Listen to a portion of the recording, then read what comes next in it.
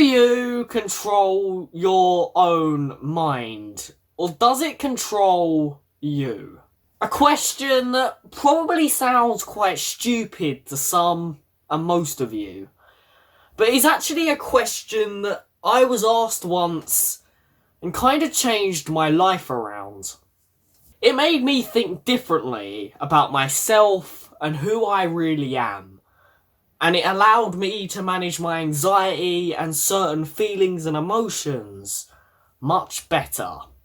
There was no specific reason for it, there was no specific way of doing it, but controlling your mind was told to me to be one of the most important skills you could ever have. A lot of us don't realise how much control we actually have.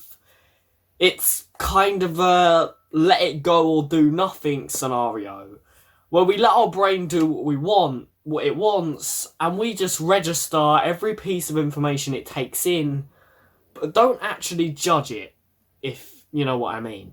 So today, I'm gonna show you something and tell you something that I've come up with that helps me a lot in dramatic or overwhelming situations where urgent decisions need to be made quickly. Sometimes when situations occur that are big, that are huge, that are going to affect our futures, or that situations where decisions need to be made quickly, we panic, we go into overdrive, and we don't put any logic behind our decisions.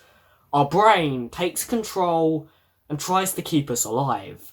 In some situations, it saves us, but in most, it puts us in more logically diminishing situations than we was in before.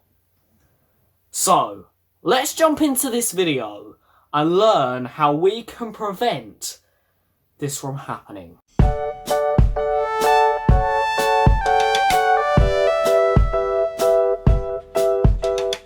What's up guys, welcome back to the Focus the Future channel. I feel like I haven't done that in a little while. All my previous videos before this have not been that sitting down here and doing this. Yeah, I hope we're all well. Welcome back. If you're new here, welcome aboard. This is a mental health channel. So if you're interested in mental health advice and crap like that, make sure you're hitting subscribe down there. And also, I do generally keep you entertained.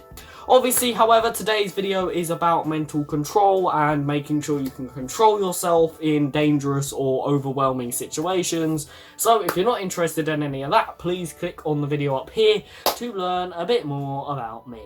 But anyway, let's jump into this video and see what I have in store for controlling your mind. Now, let me tell you something over here.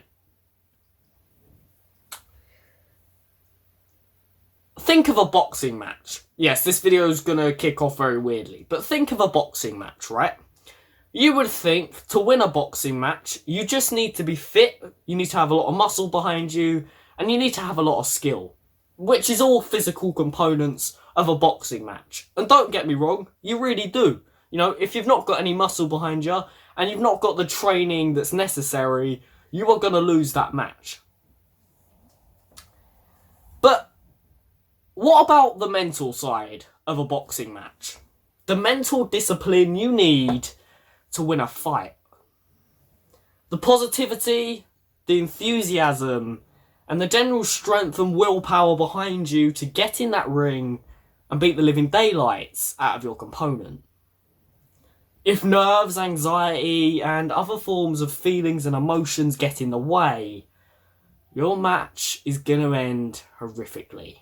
We can relate that back to the military. When you join the military, one of the first things they teach you is discipline. They want you to be so self-trained and be able to take control of your own actions within minutes. It's insane. Every special forces unit, every military team on the planet will tell you that the hardest part of the military is not about trying to get physically fit and learning how to use a gun. The hardest part is being able to keep yourself mentally stable and under control. Because, you see, when you're faced with challenges or unexpected situations, We tend to panic. We tend to let our mind do whatever it thinks needs to be done to keep us safe. We overthink, we overpower, and our brain takes over in the initiative that we are in danger and we need to be removed from the current situation ASAP. In reality, if you want to protect yourself long term and actually make logical decisions, you need to revert that automatic reaction that your brain will make. Because a lot of the time, your brain's not thinking long term. Your brain is only trying to keep you safe, but not actually think about every other part of that situation. Oh yes, your instincts are great things. They keep us alive many times in a day. But there are times when your instincts are completely wrong, and you have to step back and think, do I trust what my body's about to do? So I have come up with a simple technique to take control of that instinct reaction. It's called relax, recap, and plan. You can do this in situations where you're in immediate danger, and you can do this in situations where severe logical situations need to be decided, and that decision that you make could affect your future. It probably sounds mad, and a lot of people are going to disagree with me on this because they're going to be like, well, your instincts know better than anything, because your instincts have probably analysed everything anyway. I can tell you now, they really don't. They see danger and they think run or fight. They don't do anything else. So, let's go over each stage of this new scheme that I've come up with and see where it really could take you. Step 1. Relax.